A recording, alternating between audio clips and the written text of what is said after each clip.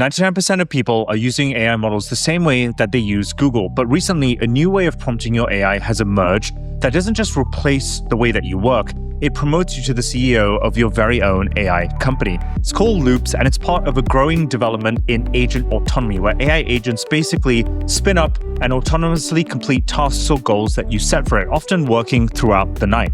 In 2019, the longest that an AI agent could work autonomously for was for 2 seconds. Fast forward to today, and they can work autonomously for 12 hours, and that's doubling every couple of months. Andre Carpathy calls this phenomenon the autonomy slider, where you can go take a dial that slides from humans that approve everything to humans that periodically check in. And it's part of this growing trend of agents consuming and taking up more of human capital and labor. And the question that remains going forwards is, what will humans do? And will they be entirely replaced by AI, or will they be the ultimate orchestrator of their destiny? Yeah, I think the goal for this episode is really just to inform people on what's possible current day with these agents, with these LLMs, with writing these loops, as well as where you can possibly find yourself within that stack, because it gets pretty complicated. When we're getting into loops, not everyone needs to use loops, but everyone should be using LLMs probably slightly different than how you're using them today. So maybe we could start with a little history lesson in terms of the 4 levels in which we have been engaging with LLMs, starting with the first level, which is just prompting generally, like most people are probably still doing. This started in 2022, 2023, around the release of ChatGPT.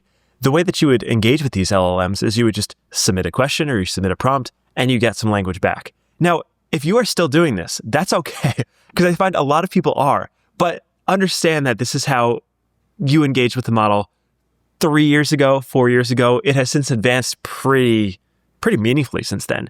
The second step of this is agents, and we're going to spend some time on agents. Everyone's kind of heard of an agent. Maybe not everyone knows what an agent is.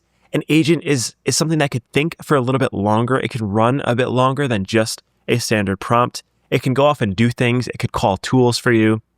It's a much more capable version of the text box. Then, like we talk about all the time on the show recently in the last few weeks, there's the harness feature, in which you put an LLM into a container, and that gives it a memory feature. That gives it complete tool use. That's something like an OpenClaw that we've talked about a lot that some people do use, and that's level 3. And now level 4, which is the new thing that has come this week, that's really been highlighted by some of the top leaders at these AI labs, is loops. And a loop is essentially a version of an agent that has an orchestration layer and kind of builds upon itself. So it allows you to kind of continue to scope yourself out. If you can imagine you're dealing directly with an employee at level 1, and then you're kind of directing that person to go off and do their own in level 2. At level 3 with the harness, you're kind of directing a series of people to help you. And then level 4, you're just the top level CEO who's directing your C-suite to go and manage all the employees below you. So there's an entire stack to this. It is very cool. Ijaz, how do you use your AI currently? Where would you say that you fit in this stack? Yeah, so looking at this diagram that we have on the screen here, I'm somewhere between number 2 and number 3. I'm somewhere between using agents and trying to figure out the whole harness thing. Now, what am I doing when it comes to like spinning up agents? If you look at either my Claude or my ChatGPT desktop apps right now, I've renamed a bunch of my conversations to a particular focus or subject and then agent after it.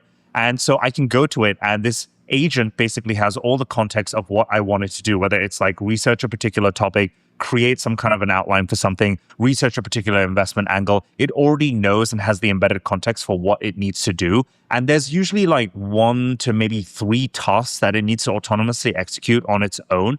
And so it runs in kind of like a sequence. But if any of that sequence kind of breaks, let's say it kind of tries to retrieve data from some particular website and it is unable to do so, it breaks and it comes to me and it says, hey, Ijaz, is there some other thing that you want to look at or retrieve from, blah, blah, blah. It's not fully autonomous. Now, number 3, the harness side of things is what I'm trying to like kind of like mold my understanding around.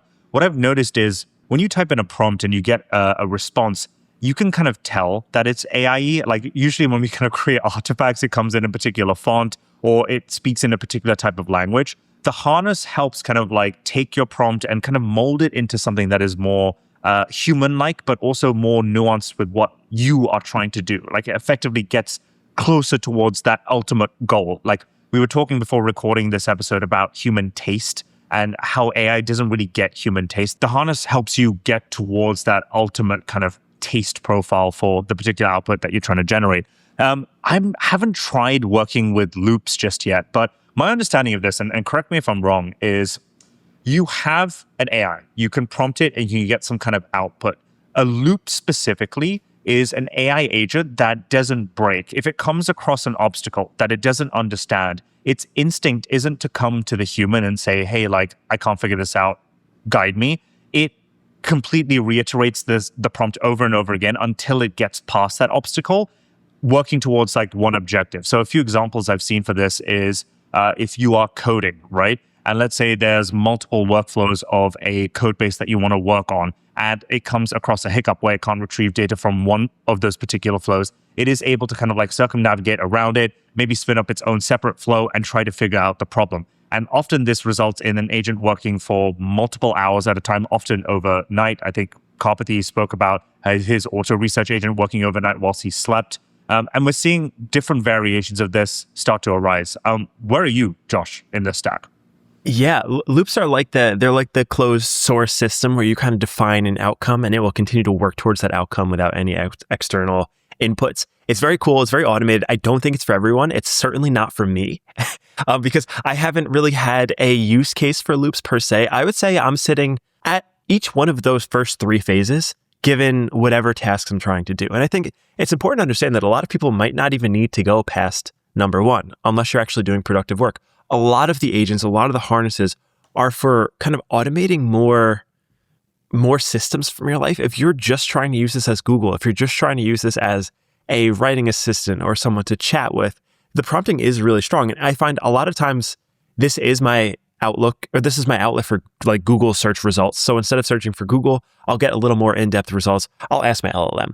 For agents, I use them quite a bit when I'm doing a little bit more productive work. For example, we track the analytics on LIMITLESS, and we want a place in which we can have all of those analytics dumped into a dashboard. That is an agent that I run. So it goes into my browser. It detects all of the views that we've had from the week for YouTube, from Spotify, from RSS feed, where you should all be subscribed to and rate us 5 stars. And it compiles it into a singular spreadsheet in which we could then publish online and we could share with prospective sponsors and things like that. And then for harnesses, I've used, because I mean, that's mostly OpenClaw. I've used OpenClaw. I really enjoyed the process. I find myself using it a bit less and less. And I think in the loops feature, at least, it's probably most productive right now for people who are writing code, who are writing verifiable solutions. One of the difficult things that, as I was looking into loops and figuring out how I can structure them into my life, one of the problems that I run into is I'm not really sure I have a verifiable set of outputs that I wanted to optimize for a lot of the work that I'm doing, because a lot of it is subjective. A lot of it is kind of creative work. It requires a human in the loop for a lot more of it. So I would say I am number 1, 2, and 3 on the list. Haven't quite made my way to 4. But yeah, for the people who are, those are the people like Boris Cherny from Anthropic, and we know Andre and Peter Steinberg from OpenAI. They are all on 4. They are using it to create these like unbelievable agentic systems and continue to remove themselves out of the loop. You know what I've realized? With loops in particular and just AI agents in general, they're trying to improve our understanding, or rather their understanding of the English language. So one of my favorite Karpathy quotes back in the day was, English is the new programming language. I think he said this like 2.5 years ago. And I've just realized that like us creating AI agents is basically like, it's the same model. It hasn't necessarily got smarter. It's just like using that model to kind of like keep ramming its head and its brain against a particular problem until it understands what the human actually means. And so like, in this new world, like I know you just used the example of like, loops can be used for coding specifically, but the coding that Boris Cherny and Karpathy is doing is English. Like they're speaking to the LLM, they are writing in English to the LLM, and yeah, maybe they're copy and pasting some versions of code, but that code is primarily generated by an AI. I think like something crazy, like 80% plus of code generated at Anthropic, both for research and for just general consumer adoption, is generated by Claude itself. And so that's one thing. The other thing is the model just not getting smarter is a really interesting thing. Like typically in my head, I would think, okay, you need a better model to be able to unlock some of these new features like AI agents, autonomous loops, etc. But really, you could just take the same model, wrap a harness around it, and try to get it to understand what particular goal it's getting at, and just run that iteration over and over and over again until you get a better output. And I guess this is the same concept as inference or reinforcement learning, where like we've found this trend of post-training of these AI models just getting smarter, not because they've got bigger GPUs or more expensive GPUs. It's because you've just taken the same model and you've just run it through a different reasoning framework over and over again until it can do a thing. And this is the practical embellishment of it. I personally haven't found like an obvious use case for loops either. So either you and I are boxing ourselves into a particular realm, and maybe someone listening to this is using this for like their software engineering thing or their marketing thing. But yeah, I guess that's where I sit right now. Well, I think it's probably a skill issue on both our parts. Like there is certainly a use case for us in which we can use a loop, in which we can define this outcome, send an agent off to go do it, and it will iterate on itself until it comes to a conclusion. I think it's just so novel and so new, it's difficult to kind of understand why. And we have this really great chart on screen that you're showing now, which is the why now section of this. And it's because the duration of a task that these agents can run is so much longer than it used to be. I mean, in 2019, we have here, it was 2 seconds. This was well before ChatGPT. But even early last year, in 2025, the duration that an agent could run on one single task was less than an hour in length. So there's only so many tokens it could generate. There's only so much reasoning it can do. And there's only so much iteration you could get over that hour time period, let alone the amount of cost that these tokens are going to be costing you if you're using like the API or anything like that. Now, fast forward to today, I mean, the best models in the world, they're getting days worth of runtime. So they can really think deeply and continue to iterate on themselves over and over. I see examples of \goal on X all the time of people who have a problem, whether it be an optimization problem where they have a bug that they need to fix, and they'll put this \goal on it for however long it needs to, and it'll think for 3, 4, even 5 days I've seen in order to optimize for the specific parameter. And this is possible because these models now can think for days long. You have to assume months is coming. What does it look like when an agent can think for months? I mean, it's a really interesting paradigm shift that I'm not sure where people are going to find value in the open-ended way that it exists today, right? It's like, okay, here's this agent. You can tell it to do whatever you want. You can create a loop. You can create an infrastructure system for it to operate in, but it's pretty much open-ended and it's on you. And I think the answer to that is that not even the AI companies really understand the best use cases for it quite yet. I would imagine it's still this really difficult thing of how do you unlock value from essentially an open-ended agent that can go and run for an infinite amount of time? I don't know. I also question like what a human's purpose would be at that point. Like if you automate enough of the thinking and the curiosity behind like solving particular problems, what do humans end up doing at that point? Especially if they don't do the work themselves, they don't understand it, right? You need an AI to kind of like understand what on earth is going on in the first place. And eventually like an AI will then start setting goals, like more ambitious goals than a human can in terms of like what to like kind of solve or go after. There was some very low-level examples that I saw in response to Pete Steyer's tweet about loops. And there's some kind of concrete examples that I want to run through very quickly here. So one of them is using it for code, right? So a classic loop could basically look like, okay, can you please pull live errors for my particular app? Can you inspect and figure out where the bug might particularly be? Can you create then a fix for this particular bug in my code? And then can you deploy it? Then can you check the health of that deployment and make sure that nothing else is broken? And then record what failed and feed that into a database so that in the future we can detect errors like this or prevent it when we code and build some of these future app features.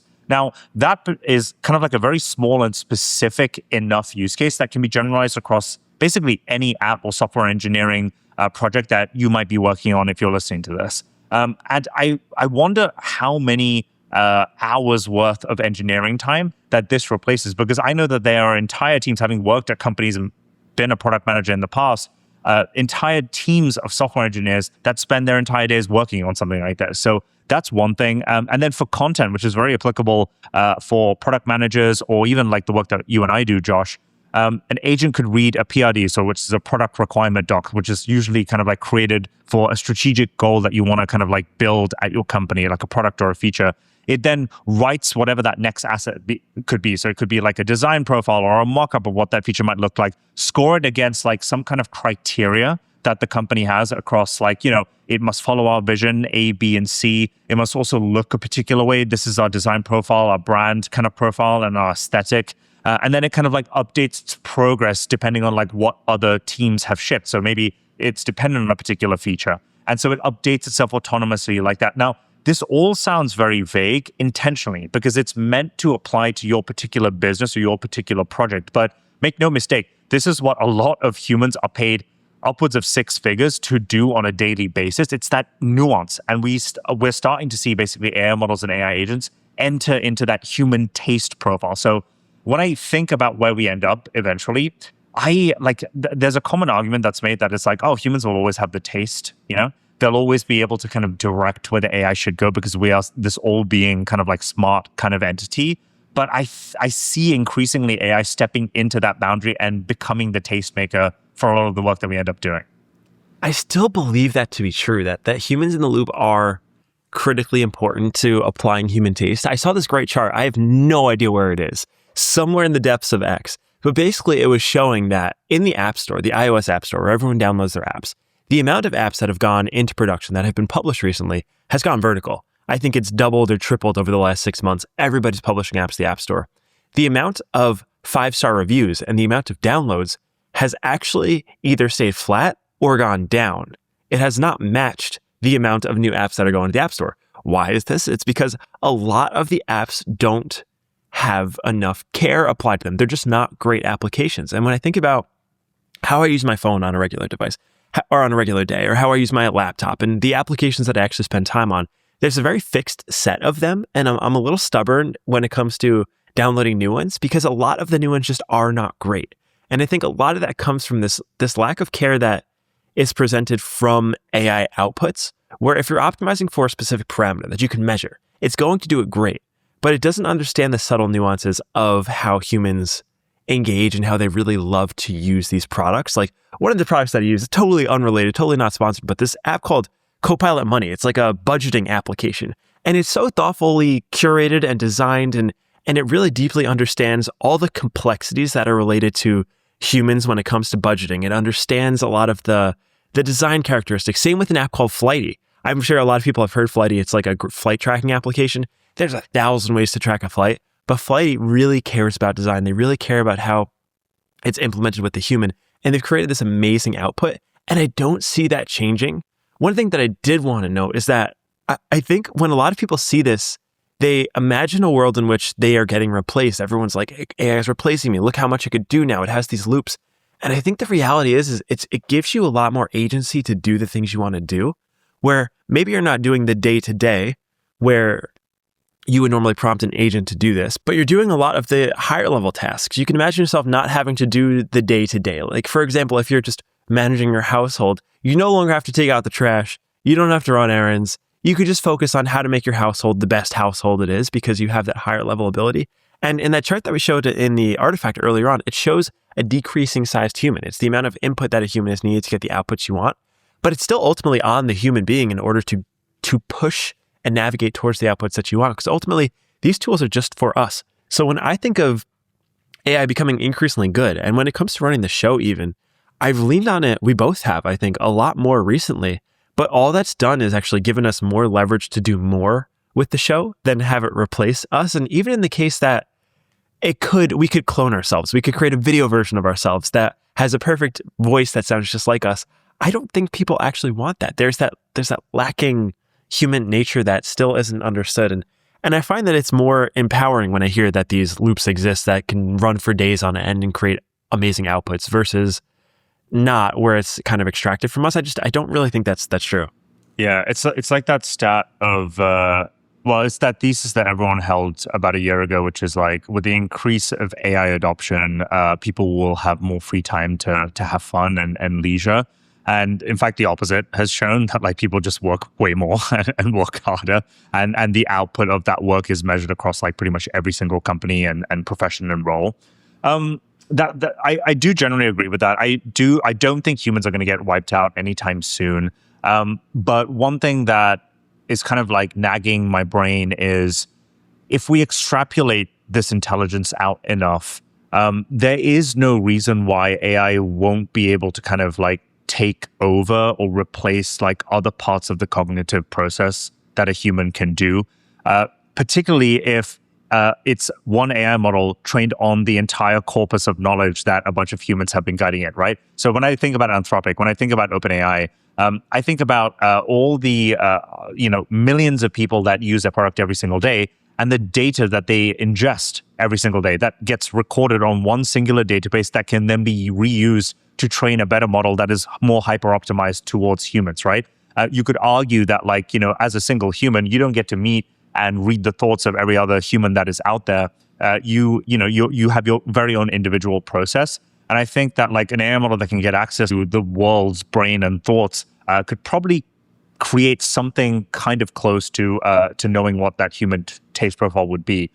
The other major question that I'm wondering is, how much is all of this going to cost? Because one stat that has stuck in my head over the recent few weeks is that for Anthropic particularly, they service the Fortune 10, the top 10 companies in the world. 9 of them use Claude, and their budgets increased by 500%, or is projected to increase by 500% by the end of this year. And they're doing this willingly because the ROI, the value that they're getting out of that is pretty massive. But alternatively, there are companies like Uber that have slashed their budgets massively because their entire year's budget was spent in a couple of months. So I'm wondering, in this world of agent loops where you've got AIs working overnight for you, the bills are going to increase pretty massively. And I'm wondering, unless these AI models don't get cheaper, and there's an infrastructure bottleneck there where these GPUs cost a lot of money, we can't scale power and infrastructure anytime soon. We need so much more energy than we already have currently on Earth to be able to power these things. The cost of these things are just going to go up a lot more massively, which means that either this is only going to be a power or a tool reserved for the rich, or something's going to break here and maybe open source models get adopted more aggressively. Yeah, I imagine there's probably use cases for all of the above. It's open source models will continue to improve. They'll be able to do a lot of the more trivial tasks that don't require frontier intelligence. So therefore, the cost of those types of loops will go down because not everyone needs to have the most cutting edge software stack, engineering. They're just kind of having it help them through their day-to-day. Maybe it's replying to emails. Maybe it's whatever miscellaneous things it may be. There's a high probability that these open source models, as they continue to improve, will be able to bite off a meaningful chunk of that. Then the other half is using these frontier models. That is a requirement in order to get the absolute best results for whatever very challenging work they're doing. And that is going to cost a lot of money for sure. And I don't see that changing, but I think the output of the dollars in will continue to go up. It's because as you get more knowledge per token, as you get more output per prompt, it very clearly, the economics seem to make sense. And I think that's kind of where we are right now in terms of enterprise spend on these models. They're trying to figure out, well, how much value can we actually get back from every dollar spent?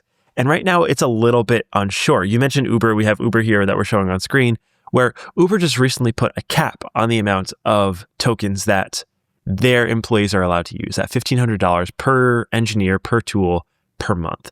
And we'll see how that works. Because a lot of other companies that we know, they're kind of giving their engineers unlimited budget. In fact, they're kind of ranking the engineers based on how many tokens they're using per month. And we'll see where that goes. I suspect the companies that are spending more on tokens will continue to see a higher upside for now, at least. But like you mentioned, the underlying problem with all of this is we're going to continue to have more prompts. These loops consume a tremendous amount of tokens, whether they're frontier tokens or open source tokens. It doesn't matter. We're going to need orders of magnitude more than we have, and we don't have the computability. It really does always come down to that energy problem, that infrastructure problem. We don't have the infra built out to support this. So therefore, the costs likely continue to stay high. Maybe it's not because you're paying the provider for tokens. Perhaps it's just renting the GPU time from a cluster that is doing much more valuable work. So I think that might ultimately be that crux, is the actual availability of the compute to do these things. And that's why these edge compute devices, like having your Mac Studio on your desktop that can run locally, is probably a pretty valuable thing to have. So I'm sure a lot of you are wondering, how does this apply to me? I have none of my friends have mentioned this loop feature. I don't really know many people who are using it.